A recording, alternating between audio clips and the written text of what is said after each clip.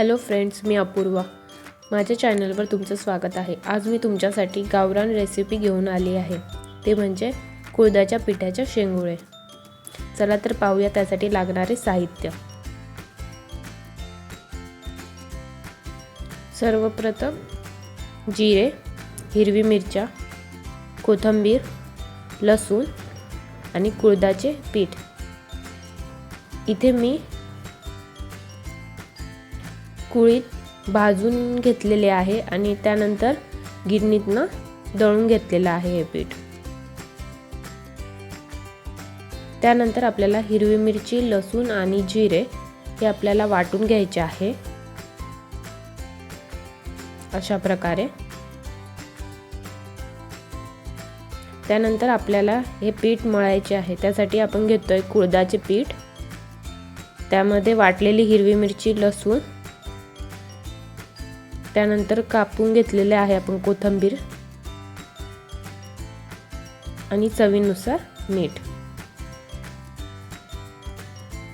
हे आपल्याला छान मळून घ्यायचं आहे पीठ.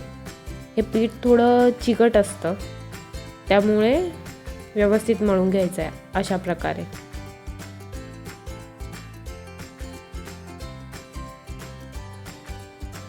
त्यानंतर आपण त्यात थोडंसं तेल टाकून पुन्हा थोडंसं मळून घ्यायचं आहे अशा प्रकारे. आपण ते पीठ जरा घट्टच मळायचं आहे. त्यानंतर आपण हातांना थोडंसं पीठ लावून घ्यायचं आहे, जेणेकरून वळताना ते पीठ आपल्या बोटांना चिटकू नये.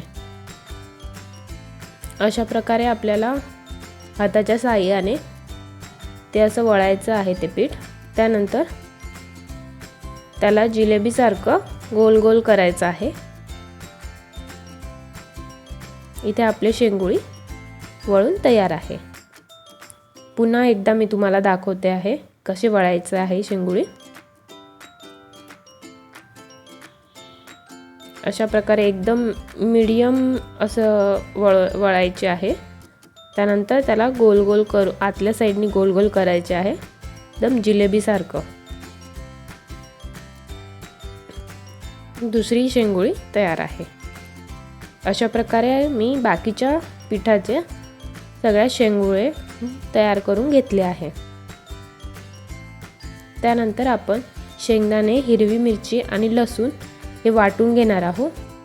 आपल्याला शेंगुळेचा रस्सा बनवायचा आहे. त्यासाठी अशा प्रकारे पाणी टाकून एकदम बारीक वाटून घ्यायचं आहे. त्यानंतर कढई तापल्यावर आपण त्यात 1 ते 2 पळे तेल टाकणार आहोत.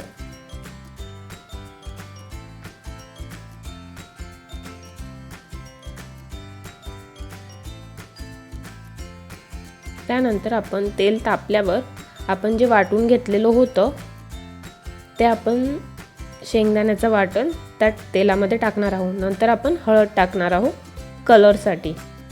तुम्ही इथे हळद नाही टाकली तरी चालेल. त्यानंतर आपण आवश्यकतेनुसार पाणी टाकून घ्यायचं आहे त्यात. त्यानंतर मीठ टाकायचं चवीनुसार.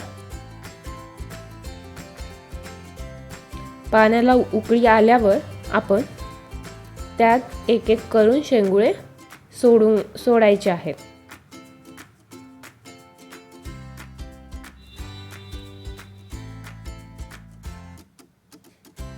याला 10 ते 15 मिनिटं शिजून घ्यायचं आहे.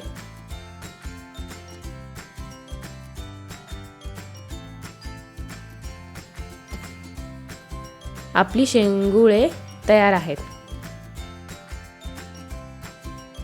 अशाच नवनवीन स्वादिष्ट आणि रुचकर रेसिपीज पाहण्यासाठी माझ्या हंग्री माइंड रेसिपीज या चॅनलला सबस्क्राईब करा आणि हा व्हिडिओ आवडला असेल तर लाईक करा.